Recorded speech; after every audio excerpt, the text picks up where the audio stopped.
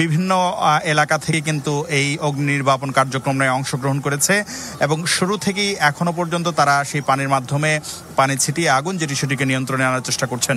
কিন্তু আগুনের যে ধরন বা আগুনের যে ধরনের আগুন লেগেছে সেটি কিন্তু নিয়ন্ত্রণে আনা খুবই কঠিন একটি কাজ। কারণ এখানে যারা কাজ করেন বা এখানে যারা ব্যবসা করেন বা যারা এখানের সঙ্গে সংশ্লিষ্ট আছেন তারা কিন্তু বলছেন যে এই কার্গো কমপ্লেক্সে বিদেশ থেকে আমদানি করে আনা বিভিন্ন মালামালের পাশাপাশি তারা কিন্তু দাহ্য পদার্থ যেগুলো রয়েছে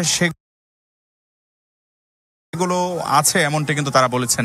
সেই ক্ষেত্রে আগুন লাগার পর এই দাহ্য পদার্থগুলো কিন্তু আগুনের যে তীব্রতা সেটি কিন্তু বহুলাংশে বাড়িয়ে দেয়, যার কারণে আগুন নিয়ন্ত্রণে আনা কিন্তু বেশ কষ্টসাধ্য এবং সেটি আমরা দেখতে পাচ্ছি যে প্রায় 5 ঘন্টা পরও কিন্তু এখনো পর্যন্ত সেই আগুন যেটি সেটি কিন্তু নিয়ন্ত্রণে আনা যাচ্ছে না। এবং এই আগুন নির্বাপনের কার্যক্রমে ফায়ার সার্ভিসের 36টি ইউনিটের পাশাপাশি আমরা দেখতে পেয়েছি বাংলাদেশ সেনাবাহিনীর সদস্যরাও কিন্তু সক্রিয়ভাবে অংশগ্রহণ করেছেন। পাশাপাশি উদ্ধার কার্যক্রমে বিজিবির সদস্যরা অংশগ্রহণ করেছেন। এই কার্গো কমপ্লেক্সের আশেপাশে বেশ কিছু অ্যাম্বুলেন্স এনে রাখা হয়েছে।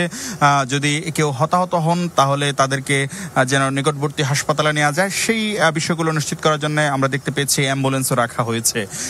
এই কার্গো কমপ্লেক্সে মূলত বিদেশ থেকে আমদানি করে আনা বিভিন্ন পণ্য রাখা হয়েছে, কাঁচামাল রাখা হয়েছে, কেমিক্যাল রাখা হয়েছে, যেগুলো দেশের শিল্প কারখানা সহ দেশের অর্থনীতির একটি গুরুত্বপূর্ণ অংশ। সুতরাং এই কার্গো কমপ্লেক্সে অগ্নিকাণ্ডের ফলে বড় ধরনের ক্ষতির আশঙ্কা কিন্তু করছেন এখানে যারা সংশ্লিষ্ট আছেন বা যারা কাজ করেন, তারা কিন্তু বড় ধরনের একটি ক্ষতির আশঙ্কা করছেন এবং তারা বলছেন যে আমদানি প্রক্রিয়ার একটি বড় ধরনের আঘাত লাগবে কিন্তু আজকের এই অগ্নিকাণ্ডের পর। পাশাপাশি তারা বলছেন কি কোন জায়গা থেকে এটি সূত্রপাত হয়েছে বা কারো কোনো গাফিলতি আছে কিনা বা কোনো উদ্দেশ্য প্রণোদিতভাবে কেউ এখানে অগ্নিকাণ্ডের ঘটনা ঘটিয়েছে কিনা সেটি তারা খতিয়ে দেখার কিন্তু আহ্বান জানিয়েছেন এখানে যারা সংশ্লিষ্ট আছেন। পাশাপাশি আমরা দেখতে পেয়েছি এই কার্গো কমপ্লেক্সটি কিন্তু বিমানবন্দরের ঠিক উত্তরাংশে, যার কারণে বিমান চলাচলের যে প্রক্রিয়া সেটিতে বড় ধরনের কোনো ব্যাঘাত কিন্তু আমরা দেখতে পাইনি। তবে যেহেতু এটি বিমানবন্দরেরই একটি অংশ, সেই ক্ষেত্রে এই ঘটনাটি কিন্তু পুরো বিমানবন্দর কর্তৃপক্ষ পাশাপাশি বিমান পরিচালনার ক্ষেত্রেও বেশ প্রভাব ফেলেছে। সেটি আমরা খুব সহজেই বুঝতে পারছি। আমরা যখন দেখতে পাচ্ছি যে বেশ কয়েকটি ফ্লাইট কিন্তু দেরিতে ছেড়ে যাওয়ার জন্য ইতোমধ্যেই কিন্তু জানানো হয়েছে বিমানবন্দর কর্তৃপক্ষের পক্ষ থেকে।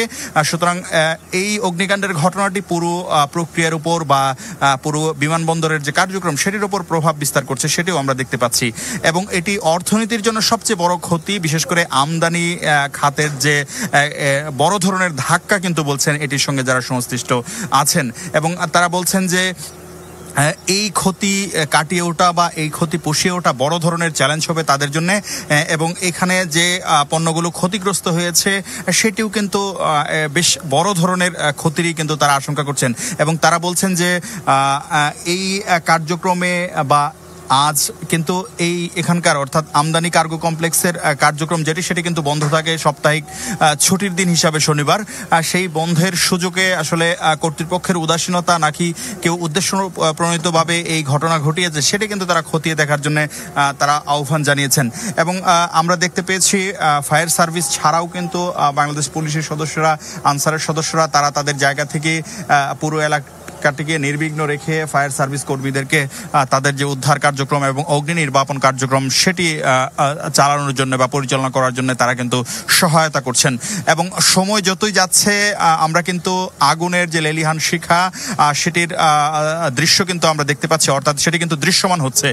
ঠিক যদি বলতে যাই দুপুর 2:30 থেকে 4:30 পর্যন্ত কিন্তু আমরা আগুনের যে ধোঁয়ার আধিক্যই বেশি দেখেছি, কিন্তু সময় যতই বাড়ছে আমরা ধোঁয়ার পাশাপাশি কিন্তু আগুনের যে কুণ্ডলী সেই কুণ্ডলীগুলো কিন্তু স্পষ্ট হচ্ছে। বিশেষত উত্তরাংশে কিন্তু দাউ দাউ করে আগুনের লেলিহান শিখা জ্বলছে এবং ফায়ার সার্ভিস কর্মীরা এই উত্তরাংশের যে আগুন সেটিকে নিয়ন্ত্রণে আনার জন্য তারা কিন্তু চেষ্টা করছেন এবং ভিতরের অংশেও আমরা দেখতে পাচ্ছি যে বিভিন্ন অংশে আমরা এই ভবনের ফাঁকা যে জায়গাগুলো রয়েছে, অর্থাৎ যেখান থেকে আসলে ভিতরে আগুনের যে চিহ্ন সেটিও কিন্তু খুব স্পষ্টই বাইরে থেকে দেখা যাচ্ছে এবং এটি নেভানো খুব সহজ নয় বা অনেকটাই কষ্টসাধ্য হবে, চ্যালেঞ্জিং হবে, এমনটি কিন্তু বলছেন এখানে যারা সংশ্লিষ্ট আছেন। তারা কিন্তু বলছেন যে কেমিক্যাল থাকার কারণে আগুনের তীব্রতা বেড়েছে। পাশাপাশি এখানে পোশাক থেকে শুরু করে নানা ধরনের যে কাঁচামাল রয়েছে সেগুলো থাকার কারণে আসলে এই আগুন নেভানোর যে প্রক্রিয়া সেটি পুরোপুরি সম্পন্ন করতে কিন্তু যে যারা উদ্ধারকর্মী রয়েছেন বা ফায়ার সার্ভিসের কর্মীরা রয়েছেন তাদেরকে বেশ খানিকটা পরিশ্রম করতে হবে এবং তাদের সেটি অনেকটা কষ্টসাধ্যই হবে, এমনটি কিন্তু বলছেন এখানে যারা আছেন। এবং তারা বলছেন যে তাদের অর্থনীতির জন্য, বিশেষ করে দেশের অর্থনীতির জন্য একটি বড় ধাক্কা বলছেন এবং এটির পিছনে কি কারণ রয়েছে সেটিও তারা খতিয়ে দেখার জন্য বলেছেন। যদিও এখনো পর্যন্ত আগুন কোন জায়গা থেকে সূত্রপাত হয়েছে, অগ্নিকাণ্ডের উৎস কি, সেই বিষয়ে এখনো পর্যন্ত আনুষ্ঠানিকভাবে আমরা কোনো তথ্য জানতে পারিনি। নিশ্চয়ই ফায়ার সার্ভিস বা বিমানবন্দর কর্তৃপক্ষ পরবর্তীতে এই অগ্নি নির্বাপন কার্যক্রম সেটি শেষ হওয়ার পর তারা নিশ্চয়ই তদন্তের মাধ্যমে সেই কারণগুলো বের করার চেষ্টা করবেন, তখন হয়তো আমরা দর্শকদেরকে জানাতে পারবো। তবে এখন পর্যন্ত উত্তরাংশ পাশাপাশি কার্গো কমপ্লেক্সের মাঝামাঝিতে আসলে আমরা আগুনের লেলিহান শিখার যে দৃশ্য সেটি কিন্তু ক্রমান্বয়েই দৃশ্যমান হচ্ছে এবং দাউ দাউ করে জ্বলছে ঘন্টার পর ঘন্টা ধরে। ফায়ার সার্ভিসের কর্মীরা কিন্তু পানি ছিটিয়ে বা তাদের যে আনুষঙ্গিক সরঞ্জামাদি রয়েছে সেগুলোর মাধ্যমে চেষ্টা করেও কিন্তু এই আগুনটিকে কোনোভাবেই নিয়ন্ত্রণে তারা কিন্তু আনতে পারছেন না। এবং যদি বলতে যাই, এই এলাকাটি কিন্তু পুরা ধোঁয়ায় ছেয়ে গেছে। শ্বাস প্রশ্বাস কার্যক্রম মানুষের যেটি স্বাভাবিকভাবে আসলে শ্বাস প্রশ্বাস নেওয়াটা অনেকটাই কষ্টসাধ্য, কারণ বাতাসের সঙ্গে এই ধোঁয়ার কুণ্ডলী পাশাপাশি শ্বাস প্রশ্বাস কার্যক্রম সেটিকে অনেকটাই চ্যালেঞ্জিং করে তুলেছে। এবং দাউ দাউ করে আমরা দেখতে পাচ্ছি উত্তরাংশে এই আগুন জ্বলছে এবং ফায়ার সার্ভিসের কর্মীরা তাদের প্রাণান্তকর চেষ্টা করলেও কিন্তু আমরা দেখতে পাচ্ছি তারা কিন্তু এখনো পর্যন্ত সেটি নিয়ন্ত্রণে আনতে পারছেন না বা আগুনটি নিয়ন্ত্রণে আসছে না। আমরা জানি যে বা দেখতে পেয়েছি যে এখানে কিন্তু বর্ডার গার্ড বাংলাদেশ বিজিবি সদস্যরাও কিন্তু তাদের সর্বশক্তি নিয়োগ করেছেন এবং তারা উদ্ধার কার্যক্রমে অংশগ্রহণ করেছেন। পাশাপাশি এই কার্গো কমপ্লেক্সের চারপাশে কিন্তু আমরা বেশ কিছু অ্যাম্বুলেন্স লক্ষ্য করেছি, অর্থাৎ যারা হতাহত হবেন বা হয়েছেন তাদেরকে যেন খুব দ্রুতই হাসপাতালে ভর্তি করা যায় সেজন্য আমরা এই ঘটনাস্থলের আশেপাশে বেশ কিছু অ্যাম্বুলেন্স লক্ষ্য করেছি। এবং এই অগ্নিকাণ্ডের ঘটনা পুরো বিমানবন্দরের পরিচালনার যে প্রক্রিয়া সেটিকেও কিন্তু বেশ কিছুটা বাধাগ্রস্তই করেছে বলা যায়, কারণ হচ্ছে বেশ কয়েকটি ফ্লাইটের ডিলে হওয়ার বা বিলম্বে ছেড়ে যাওয়ার যে সংবাদ সেটি কিন্তু ইতিমধ্যেই আমাদের কাছে এসে পৌঁছেছে এবং ফায়ার সার্ভিসের 36টি ইউনিটের মাধ্যমে ফায়ার সার্ভিস কর্মী সহ এখানের উদ্ধার কার্যক্রম এবং অগ্নি নির্বাপন কার্যক্রমে যারা অংশগ্রহণ করছেন তারা কিন্তু প্রাণান্তকর চেষ্টা করছেন আগুনটিকে যেন যে কোনোভাবে নিয়ন্ত্রণে আনা যায়। কিন্তু কেমিক্যাল থাকার কারণে সেই আগুনটি এখনো পর্যন্ত তারা নিয়ন্ত্রণে আনার যে প্রচেষ্টা সেটি চালিয়েও কিন্তু তারা এখনো পর্যন্ত আগুন নির্বাপন কার্যক্রম অগ্নি নির্বাপন কার্যক্রম সেটি কিন্তু তারা শেষ করতে পারছেন না। অর্থাৎ আমরা দেখতে পাচ্ছি যে সময় যতই যাচ্ছে ধোঁয়ার পাশাপাশি আগুনের লেলিহান শিখার যে উপস্থিতি উঁকি দেয়া সেটি কিন্তু বারবারই আমাদের কাছে স্পষ্ট হচ্ছে এবং দাউ দাউ করে আমরা দেখতে পাচ্ছি যে উত্তরাংশে সেই আগুনটি জ্বলছে। পাশাপাশি যদি বলতে যাই, খানিকটা পর পর বেশ ছোট ছোট কিছু বিস্ফোরণের শব্দ আমাদের কানে আসছে। আমরা বুঝতে পারছি যে আসলে সেখানে দাহ্য পদার্থ বা ছোট ধরনের যে বিস্ফোরণ সেটি হচ্ছে এবং ভেতর থেকে এই ধরনের আগুনের যে উপস্থিতি বা আগুনের যে চিহ্ন সেটাও কিন্তু বাইরে থেকে খুব স্পষ্টভাবেই দেখা যাচ্ছে। এখন বিমানবন্দর এবং তার আশেপাশের এলাকায় আমরা দেখতে পাচ্ছি যে অগ্নিকাণ্ডের পাশাপাশি ধোঁয়ার যে কুণ্ডলী, সাদা ধোঁয়া পাশাপাশি কালো ধোঁয়া, যেখানে নতুন করে আগুনের উপস্থিতি আমরা দেখতে পাচ্ছি সেখানে আসলে সাদা ধোঁয়া, পাশাপাশি যেখানে অগ্নিকাণ্ডের অনেকটাই শেষ পর্যায়ে অর্থাৎ পুরে ছাই হয়ে গেছে সেখান থেকে কালো ধোঁয়া আমরা লক্ষ্য করছি এবং এই এলাকার শ্বাস প্রশ্বাস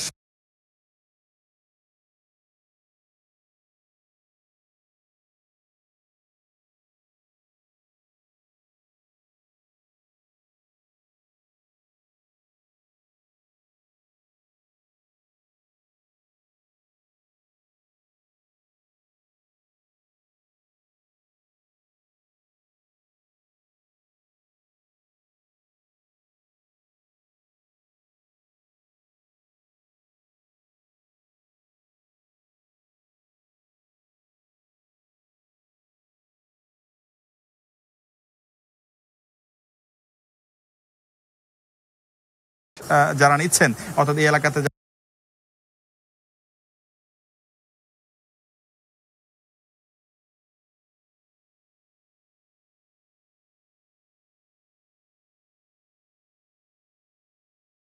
আশঙ্কা করছেন এখানের যারা সংশ্লিষ্ট আছেন, তারা দেখছেন বা আগুনের যে তীব্রতা তারা লক্ষ্য করছেন, সেই ক্ষেত্রে তারা তাদের আমদানি করা পণ্য হয়তো পুড়ে ছাই হয়ে যাবে এমনই আশঙ্কা তারা করছেন, হয়তো কিছুই অবশিষ্ট থাকবে না এমন আশঙ্কা কিন্তু এখানে যারা সংশ্লিষ্ট আছেন তারা কিন্তু করছেন। আমরা দেখতে পেয়েছি এই কার্গো কমপ্লেক্সে যাদের মালামাল রয়েছে তাদের অনেকেই কিন্তু এই কার্গো কমপ্লেক্সের বাইরে আসলে অপেক্ষা করছেন। তারা তাদের যে মূল্যবান সেই সামগ্রী, কাঁচামাল সহ কেমিক্যাল সহ যে পণ্যগুলো রয়েছে সেগুলো আসলে পুড়ে ছাই হচ্ছে এমন আশঙ্কাও করছেন, কিন্তু তারা সেগুলো রক্ষার জন্য বা উদ্ধারের জন্য আসলে কিছুই করতে পারছেন না। তাদের আকুপাকু একটি অবস্থা, অর্থাৎ তাদের যে সেগুলো ঘিরে তাদের যে চিন্তিত হয়ে থাকা বা অধীর আগ্রহে অপেক্ষায় থাকা সেই জিনিসগুলো আমরা লক্ষ্য করছি। এবং তারা বলছেন যে তাদের ব্যবসা সহ তাদের যে আমদানি কার্যক্রম সেটিতে বড় ধরনের বাধার সম্মুখীন হবে আজকের এই অগ্নিকাণ্ড। এবং তারা একটি দাবি কিন্তু বারবার করছেন যে এখানে কিভাবে আগুনের সূত্রপাত হলো বা কারা কেউ কি এর সঙ্গে সংশ্লিষ্ট কিনা বা উদ্দেশ্যপ্রণোদিতভাবে কেউ এখানে অগ্নিকাণ্ডের ঘটনা ঘটিয়েছে কিনা সেই বিষয়গুলো যেন সূক্ষ্মভাবে তদন্ত করে বের করে আনা হয়, সেই দাবি কিন্তু তারা কর্তৃপক্ষ অর্থাৎ বিমানবন্দর কর্তৃপক্ষ এবং সরকার, ফায়ার সার্ভিস সহ যারা সংশ্লিষ্ট আছে তাদের কাছে কিন্তু তারা সেই দাবিটি করছেন। হযরত শাহজালাল আন্তর্জাতিক বিমানবন্দরের এই কার্গো কমপ্লেক্স অনেক একটা বড় আমদানির হাব, পাশাপাশি অর্থনীতিরও একটি বলা যায় যে একটি বড় অংশ, পাশাপাশি দেশের শিল্প কারখানার যে কাঁচামাল সেই কাঁচামালের একটি বড় যোগান বা বড় পথও কিন্তু এটি, অর্থাৎ বিদেশ থেকে যে কাঁচামালগুলো আমদানি করা হয় সেটি কিন্তু এই আমদানির যে কমপ্লেক্স রয়েছে সেই কমপ্লেক্স হয়েই কিন্তু আমদানিকারকদের হাতে পৌঁছায়। সুতরাং এই গুরুত্বপূর্ণ জায়গাটিতে অগ্নিকাণ্ডে বা এই ধরনের একটি দুর্ঘটনার ফলে আমদানি খাত সহ দেশের শিল্প খাত বিশেষত আমি যদি বলতে যাই দেশের অর্থনীতি বেশ চ্যালেঞ্জের মুখে পড়বে এমন কিন্তু আশঙ্কা করছেন এখানকার ব্যবসায়ী যারা রয়েছেন, যারা আমদানিকারক রয়েছেন, যারা কর্তৃপক্ষ রয়েছেন, সবাই কিন্তু এই আশঙ্কাটি করছেন এবং তারা বলছেন যে এটি অর্থনীতির জন্য একটি বড় ধাক্কা।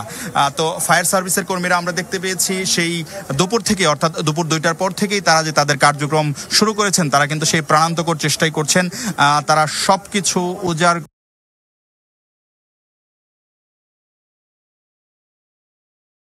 করে দিয়ে আসলে এই আগুনটিকে কিভাবে নিয়ন্ত্রণে আনা যায় সেই চেষ্টাটি তারা করছেন। এবং আমরা দেখতে পেয়েছি তাদের সঙ্গে বাংলাদেশ সেনাবাহিনী যোগ দিয়েছে। আইএসপিআর থেকে জানানো হয়েছে বাংলাদেশ সেনাবাহিনীর সদস্যরাও কিন্তু এই অগ্নি নির্বাপন কার্যক্রমে অংশগ্রহণ করছেন। বিজিবির সদস্যরাও কিন্তু উদ্ধার কার্যক্রমে অংশগ্রহণ করছেন। পুরো বিমানবন্দরের যে কার্যক্রম সেটি স্থবির না হয়ে পড়লেও কিন্তু বেশ কিছু বাধার সম্মুখীন হয়েছে, যদিও আমরা জানি যে এই আমদানি কার্গো কমপ্লেক্সটি বিমানবন্দরের এক পাশে অর্থাৎ 8 নম্বর গেটে অবস্থিত। সেই ক্ষেত্রে পুরো বিমানবন্দরের যে পরিচালনা কার্যক্রম সেটির উপর ভয়ানক প্রভাব বা বড় ধরনের প্রভাব না পড়লেও কিছু প্রভাব যে পড়েছে সেটা কিন্তু স্পষ্টতই বোঝা যাচ্ছে। কারণ আমরা দেখতে পেয়েছি বেশ কয়েকটি ফ্লাইট দেরিতে ছেড়ে যাবে বলে বিমানবন্দর কর্তৃপক্ষের পক্ষ থেকে আসলে নোটিশ দেওয়া হয়েছে। সেই ক্ষেত্রে এটির একটি প্রভাব যে বিমান চলাচলের ক্ষেত্রেও রয়েছে সেটি কিন্তু আমরা স্পষ্টভাবে বুঝতে পেরেছি। এবং এই বিমানবন্দরটি দেশের অন্যতম একটি গুরুত্বপূর্ণ অবকাঠামো। সুতরাং এই গুরুত্বপূর্ণ অবকাঠামোতে বড় ধরনের অগ্নিকাণ্ডে এখানে যারা সংশ্লিষ্ট আছেন তারা যেমনিভাবে আসলে হতাশ হয়ে পড়েছেন, পাশাপাশি তারা কিন্তু ক্ষোভও প্রকাশ করেছেন যে আসলে কোনো ধরনের অব্যবস্থাপনা ছিল কিনা। বা হযরত শাহজালাল আন্তর্জাতিক বিমানবন্দরের কার্গো ভিলেজে এখন আগুন জ্বলছে, সেখান থেকে সরাসরি খবর জানাচ্ছিলেন শাকির আহমেদ।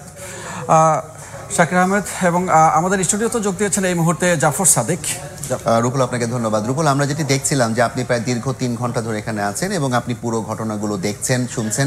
আমরা শাকিরের কাছ থেকে বেশ কিছু তথ্য পেলাম, একটু জানাবেন যে এই যে কার্গো হাউসে যে আগুনটি লাগলো এটা আসলে ক্ষয়ক্ষতিটা কি পরিমাণ হতে পারে এবং এটা কাটিয়ে ওঠার সম্ভাবনা কতটুকু অল্প সময়? এই মুহূর্তে ক্ষয়ক্ষতির পরিমাণ আসলে টাকার অঙ্কে হয়তো হিসেব করা যাবে না জাফর, তবে সেই ক্ষতি যে অনেক বড় একটি ক্ষতি সেটি একরকম ক্ষতি না, শুধু টাকার অঙ্কের ক্ষতি নয়, এটি বাংলাদেশের ইমেজের জন্য একটি ক্ষতি সেটি বলাই যায়। কারণ বিশ্বের কোথাও এরকম অগ্নি নির্বাপন এর অব্যবস্থাপনা নিয়ে এই ধরনের পরিস্থিতি ঘটেছে কিনা আমার ঠিক জানা নেই। হয়তো 2-1টি দুর্ঘটনা এত বড় দুর্ঘটনা ঘটে থাকলেও থাকতে পারে। এর মধ্যে আপনি জেনে থাকবেন যে এই কার্গো হ্যান্ডেলিংয়ের ক্ষেত্রে বাংলাদেশের যে অব্যবস্থাপনা সেটি নিয়ে বহির্বিশ্বের বেশ কয়েকটি দেশ এর মধ্যে বেশ কয়েকবার উদ্বেগ প্রকাশ করেছে। 2015 সাল থেকে এই কারণেই যুক্তরাজ্য তাদের কার্গো ফ্লাইট পরিচালনা বন্ধ করেছে ঢাকার সাথে। পাশাপাশি অস্ট্রেলিয়া তারা বন্ধ করেছে, জার্মানি বন্ধ করেছে, কানাডাও বেশ কয়েকবার তাদেরকে সতর্ক এই করেছে। মুহূর্তে কি কার্গো হ্যান্ডলিং দেশীয় অপারেটর দিয়ে চলছে না বিদেশি কোনো অপারেটরের মাধ্যমে? এই মুহূর্তে দেশীয় অপারেটর দিয়ে চলছে এবং এর আগে মূলত বিমান কার্গো হ্যান্ডলিংটা করে থাকে বাংলাদেশ বিমান এয়ারলাইন্স এবং বিমান তারা নিজস্ব ব্যবস্থাপনায় এটি করে থাকে এবং বিদেশি ব্যবস্থাপনায় এটিকে করার জন্য এর আগে প্রস্তাবনা দেওয়া হয়েছিল, সে সময় তারা বিরোধিতা করেছিল। এবং আপনি জেনে থাকবেন যে থার্ড টার্মিনালেও এই মুহূর্তে যে নতুন যে ব্যবস্থাপনা তৈরি করা হচ্ছে সেই ব্যবস্থাপনাও বিদেশি কার্গো শুধু জাপানের সাথে এক ধরনের দর কষাকষি চলছে, শুধু কার্গো হ্যান্ডলিং নয়, যাত্রী পরিবহনের ব্যাপারেও বিদেশিদের সাথে দর কষাকষি চলছে। যেমন আগুনটি লেগেছে, আপনি খানিক আগে অনেকজন বিশেষজ্ঞের সাথে কথা বলেছেন, এয়ারপোর্টে আমাদের যারা প্রতিনিধি আছে তাদের সাথে আপনি বিভিন্ন সময় সরাসরি যুক্ত হয়েছেন। এই আগুনটা কি স্বাভাবিক মনে হচ্ছে? এখন পর্যন্ত কি মনে করছেন যারা এয়ারপোর্টে উপস্থিত আছেন? কিংবা জাফর, আগুনটা আসলে সূত্রপাত কোথা থেকে হয়েছে সেই সূত্রপাতের সম্পর্কে আমরা এখনো পর্যন্ত জানতে পারিনি এবং ফায়ার সার্ভিস তারাও কোনোভাবে নিশ্চিত করতে পারেনি, যার ফলে আমরা আসলে নিজে থেকে সেই বিষয়টি হয়তো বলতে পারবো না। তবে একটি বিষয় নিশ্চিতভাবেই বলা যায় যে আপনি দেখতে পাচ্ছেন যে এই ছবিটিতেও যে প্রথম যেখান থেকে সূত্রপাত ঘটেছিল অর্থাৎ কার্গো ভিলেজের একটি বা দুইটি বড় স্থাপনা আছে এবং ওয়্যার হাউস আছে যেখানে মালামালগুলো রাখা হয়, এখান থেকে আমদানি রপ্তানি কার্যক্রম পরিচালনা করা হয়। সেই উপরের অংশটা, এই পুরো অংশটা এত ছোট অংশ নয় এবং একটি আন্তর্জাতিক বিমানবন্দরের যত বড় কার্গো হ্যান্ডলিংয়ের জন্য জায়গা দরকার ততটুকু জায়গায় হয়তো এখানে আছে আন্তর্জাতিক মানসম্পন্ন। অর্থাৎ বুঝতেই পারছেন যে সেইটি পুরো প্রায় ভস্মীভূত হয়ে গেছে, উপরের ছাউনি সেটি এখন দেখাই যাচ্ছে না, সেখান থেকে শুধু আগুনের লেলিহান শিখা দেখতে পাচ্ছি। অর্থাৎ পুরো জায়গাটি এত বড় আগুন লেগেছে এবং 30টি ইউনিট কাজ করেছে, তার মানে শক্তিশালী আগুন। এটি কোনো দাহ্য পদার্থ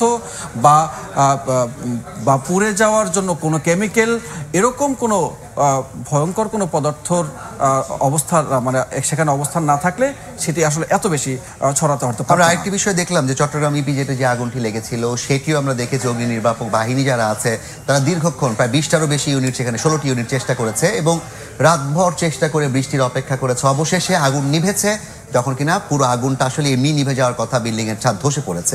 এখানেও একই অবস্থা দেখছি যে আগুন জ্বলছে জ্বলছে জ্বলছে, যখন পড়ার কিছুই থাকবে না তখন হয়তো নিভবে। ফায়ার সার্ভিসের বক্তব্য কি আসলে? তারা কোনো আগুনই, বড় ধরনের আগুন কেন অল্প গতিতে নিভাতে সক্ষম হচ্ছে? জাফর, এর আগে আপনি জেনে থাকবেন যে বনানীতে যে এফআর টাওয়ারে আগুন লেগেছিল বা চুরিহাট্টায় যে আগুন লেগেছিল আজ থেকে 10 বা 12 বছর আগে, সেই সময়কার যে সক্ষমতা, সেই সক্ষমতার পর থেকে এখনো পর্যন্ত নিশ্চয়ই আমরা অনেক বেশি সক্ষমতা অর্জন করেছি। নতুন নতুন ফায়ার ফাইটিং ইকুইপমেন্ট আমাদের সঙ্গে যুক্ত হয়েছে, কিন্তু তারপরেও আমরা সেই ফায়ার ফাইটিং ইকুইপমেন্টগুলো যথাযথ ব্যবহার করতে পারছি কিনা, আরও আধুনিক কোনো ফায়ার ফাইটিং ইউনিট আছে কিনা সে বিষয়টি নিয়ে আসলে এখন দেখা দরকার। আরেকটি বিষয় একটু আগেও আমি আলোচনা করেছি, বলেছি যে যখনই কোনো একটা বড় ধরনের দুর্ঘটনা হয় তখন আমাদের বিশেষজ্ঞরা ঝাঁপিয়ে পড়েন, আমরা গণমাধ্যম কথা বলি, কিন্তু শুধু হয়তো মানুষজন আমাদেরকে দায় দেয়, কিন্তু সেই দায়ের চেয়ে বড় কথা হলো আমরা যে কথাগুলো বলছি সেই কথাগুলো যথাযথ কর্তৃপক্ষের কান পর্যন্ত পৌঁছচ্ছে কিনা সেটি কিন্তু নিয়ে সংশয় থেকেই যায় এবং যার ফলে বারবার এই ধরনের দুর্ঘটনা ঘটছে। এবং যেই দুর্ঘটনা শুধুমাত্র একটি মানে যাকে বলতে হচ্ছে একটি বাণিজ্যিক ভবন নয়, এটি পোশাক কারখানা নয়, এটি এখন আমাদের প্রাণ হযরত শাহজালাল আন্তর্জাতিক বিমানবন্দর, সেই বিমানবন্দরটিকে এখন ক্ষতিগ্রস্ত করলো। চট্টগ্রাম সিপিজেডের সেই ক্যাব ফ্যাক্টরিতে আগুন লাগার পর ফায়ার সার্ভিসের ডিজি মহোদয়ের সাথে আমার সরাসরি কথা হয়েছে, সাবেক একজন ডিজির সাথে। তিনি যেটি বলছিলেন, তারা দীর্ঘ সময় যেসব সুপারিশগুলো দিয়েছে সেই সুপারিশগুলো আসলে কখনোই সঠিকভাবে আমলে নেওয়া হয়নি, 1 নম্বর। 2 নম্বর হচ্ছে আপনি যেটা আলোচনা করলেন, আমরা সিপিজেড আগুন লাগার পরে আলোচনাই করেছি যে বিভিন্ন সময় সরকারের কাছে যে বিষয়গুলো সুপারিশ করা হয় কিংবা যে সমস্ত ব্যবস্থা নেওয়ার কথা বলা হয় সেগুলো আসলে আগুন লাগার পর কিছুদিন আলোচনায় থাকে এবং তারপর হারিয়ে যায়। যেমন সিপিজেডের কারখানার ব্যাপারে বলা হয়েছে সেটির ফায়ার সার্ভিসের অনুমোদন ছিল না, মিরপুরের আগুন লাগার পর বলা হচ্ছে পুরোটাই অবৈধ।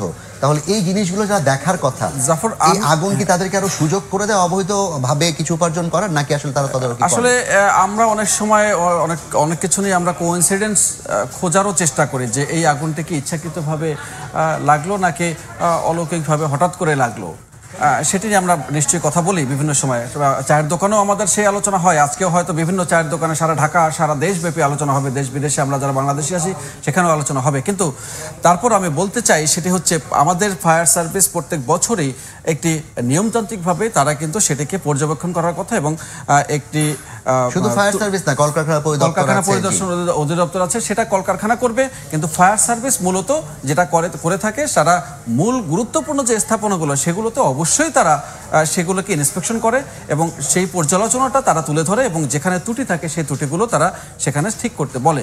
এবং এই আমার ধারণা যে বিমানবন্দরও এই ধরনের কোনো নিশ্চয়ই কোনো একটি প্রতিবেদন আপনি খুঁজলে হয়তো পেতে পারেন যে 1 বছরের এই প্রতিবেদনটা তারা দিয়েছে কিনা। সেই প্রতিবেদন দিয়ে থাকলে তাহলে সেই ত্রুটিগুলো কেন এই 1 বছর নয়, আমি একটু আগেই বলছিলাম যে 30 সেপ্টেম্বর একটি দৈনিকের প্রতিবেদন বরাত দিয়ে যে 5 বছর ধরে এই কার্গো হ্যান্ডেলিংয়ের যে জায়গাগুলোতে যে অগ্নি নির্বাপন ব্যবস্থা, সেই অগ্নি নির্বাপন ব্যবস্থা কার্যত অচল। অর্থাৎ আপনি পানির যে পাইপ, সেই পানির পাইপও লিকেজ ছিল এবং আপনার ফায়ার ফাইটিংয়ের জন্য আধুনিক যে ফোম ব্যবস্থাপনা, মানে ফোম দিয়ে আগুন নিভানোর যে ব্যবস্থাপনা, আমরা দেখি যে বড় বড় আগুন নিভাতে সেই ধরনের ফোমের কার্যক্রম ব্যবস্থাপনা রাখা হয় এবং উন্নত বিশ্বেও সেটি কিন্তু বেশ কার্যকর পদ্ধতি, সেটিও এখানে আছে, সেই গাড়িগুলো এখানে আছে, কিন্তু সেগুলো চালানো যায়নি কারণ সেগুলো কার্যত অচল। এবং তার মানে গাড়িগুলো ড্রিল করে না কিংবা প্রতিনিয়ত এই ফোমের ব্যবহার করা যাবে যখন আপনার পানির ব্যবস্থাপনা সঠিক থাকবে। সেখানে পানির ব্যবস্থাপনার লিকেজ এবং সঠিক না থাকার ফলে আপনি কিন্তু সেই জিনিসগুলো ব্যবহার করতে পারেননি বা পারছেন না। আপনাকে স্বাভাবিক প্রক্রিয়ায়, অর্থাৎ যে নর্মাল প্রক্রিয়ায় আপনাকে যে ফায়ার ফাইটাররা যেভাবে যুদ্ধ করেন আগুনের সাথে, সেভাবে করেই আপনাকে এই যুদ্ধটিও করতে হচ্ছে এবং আন্তর্জাতিক বিমানবন্দরে আন্তর্জাতিক মানের ফায়ার ফাইটিং আপনি করতে পারেননি। তার মানে হচ্ছে যে ফায়ার সার্ভিসের যে নিয়মিত ড্রিলটি করার কথা কিংবা বিমানবন্দরের মতো একটি বিশেষ গুরুত্বপূর্ণ এলাকা যেটিকে আমরা সবসময় নজরদারির মধ্যে রাখার কথা, সেটিতে আসলে সেরকম কোনো উদ্যোগ, আপনি যেহেতু বিভিন্ন সময় জায়গাতে কাজ করেছেন কার্গো হ্যান্ডেলিং, আপনিও নিজেও প্রতিবেদন তৈরি করতে আমি এর আগে একটি আপনি মগের কথা বলছিলেন, সেখানে একটি মহড়ায়, বিমানবন্দরে একটি মহড়ায় আমার যাওয়ার সুযোগ হয়েছিল। আমি সেখানে একটি মহড়ায় গিয়েছিলাম বেশ কয়েক বছর আগে এবং সেই মহড়ায় আমি দেখেছি যে ফায়ার ফাইটিংয়ের যে যত রকমের মানে নিয়মতান্ত্রিক উপায় আছে সেই নিয়মগুলো তারা যথাযথভাবে পালন করার জন্য সেই মহড়াটা দিয়েছেন এবং একটি বিমান